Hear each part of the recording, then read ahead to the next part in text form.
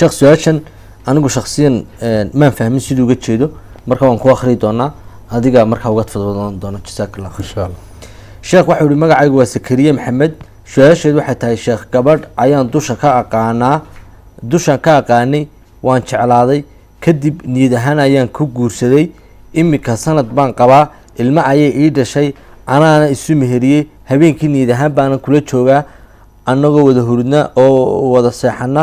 waana xaaskayga niyad ahaan diintu maxay ka qabtaa miyaan iska furaa mise sii qabaa su'aashu wax cad maaha ma wuxuu u jeedaa xagga qalbigu ma ka qabaaye gabadhan guursaday maaha sheekh saas ka dhiganta qoraalka marka hadday saa tahay waxa guur lama yiraahdo oo guurku waa wax dee xaqiiqa waaqiciya leh jiritaan dhaba leh oo gabadhii dee ninku weligeedii weydiisanayo oo weliga odhanay waan kuu guuriyey isna odhanay waan aqbalay markhaatiyaal leh guur markaa dee niyadda iyo qalbigu in la iska guursadaa ma jiro